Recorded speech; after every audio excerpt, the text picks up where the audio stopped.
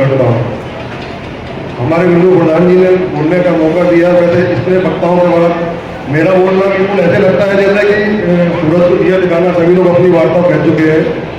परंतु मैं ये कहना जरूर चाहूँगा कि जो छत्री महासभा के कई बार भी दर्शन होने के साथ सभी एक मंच के नीचे आ जाए तो बहुत ही ताकत हो जाएगी। ये वास्तविकता की बात है कि देखिए, आपने देखा होगा कि अभी कुछ दिन से ही चला हुआ है, कुछ लोग अम्बेडकर को मानने लगे तो अम्बेडकर पार्टी बनाया तो उसमें कोई जाति नहीं रही, तो सभी लोग जो दलित आते थे वो सभी एकजुट हो गए और उनकी यूनिटी आप लोग बहुत अच्छे से अब देखने शुरू हो गई कि वो कितनी बड़ी यूनिटी बनाती है।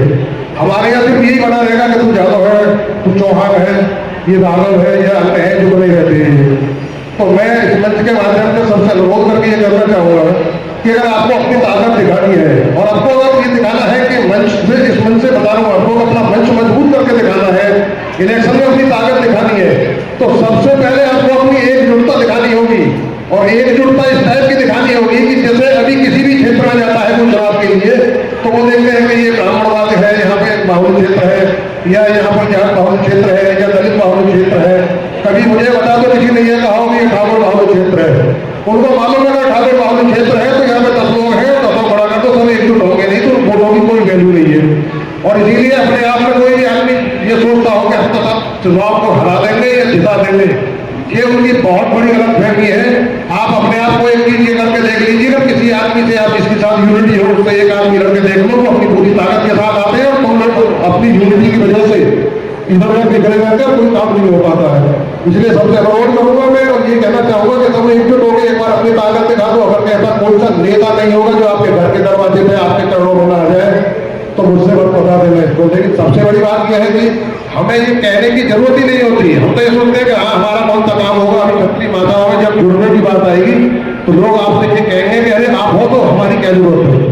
साथ खड़े होने से साथ बनता है। यूनिटी में अगर यही कार्यक्रम किसी अन्य संगठन का होता तो बहुत भारी मात्रा में लोग होते। मैं ये चाहता हूँ कि अपनी बार अगर एक आदमी आ रहा है तो 10 आदमी अपने साथ लेके आए। आने वाला वो समय दूर नहीं होगा कि एक छत्री 100 के बराबर जो कहलाया जाता है ना, तो अगर 1,000 आदमियों की भीड़ जब दिखाई देती है ना तो झुंड के झुंड लोग भाग जाते हैं। इसलिए अपने आप को मजबूत करिएगा। बस इसी के साथ अपनी कहानी को बना देता हूँ। जय हिंद, जय भारत, जय श्री राम। सर आज यहाँ किस तरीके का प्रोग्राम किया गया है? देखिए, ये जो प्रोग्राम है अखिल भारतीय क्षत्रिय महासभा ट्रस्ट द्वारा किया गया है और अखिल भारतीय क्षत्रिय महासभा ट्रस्ट का प्रयास है कि जो ईडब्ल्यूएस आरक्षण राजस्थान सरकार द्वारा सरलीकरण किया गया है, उसी तरीके से ईडब्ल्यूएस आरक्षण को पूरे देश में लागू किया जाए, जिससे पूरे देश के राजपूत समाज को और सवर्ण समाज के लोगों को इसका लाभ मिले। और ये आज अलीगढ़ की टीम द्वारा क्षत्रिय समाज को जागृत करना है, कैसे अपने अधिकारों के लिए प्रयास करना है और अपने अधिकारों के लिए आपको जमीन पे जाके गांव-गांव जाके आपको लोगों को अवेयर करना पड़ेगा कि आपके अधिकार क्या है, उसके लिए कैसे संघर्ष करना है। किन किन मुद्दों पे आज चर्चा हो? देखिए, ईडब्ल्यूएस आरक्षण है और जो समाज में जातिगत आरक्षण है उसको समाप्त किया जाए, क्योंकि देश को आजाद हुए करीबन 75 साल से ज्यादा हो गए।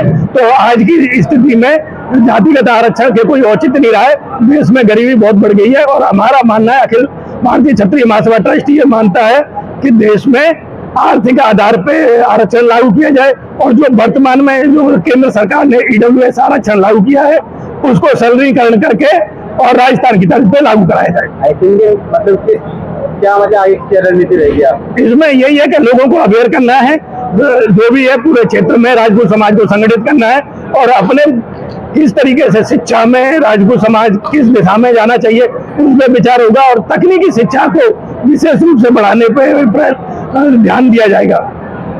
श्रीमती विजय सिंह, जिला पंचायत अध्यक्ष। यहाँ पर आज क्षत्रिय महासभा ट्रस्ट द्वारा यहाँ पर प्रोग्राम हुआ।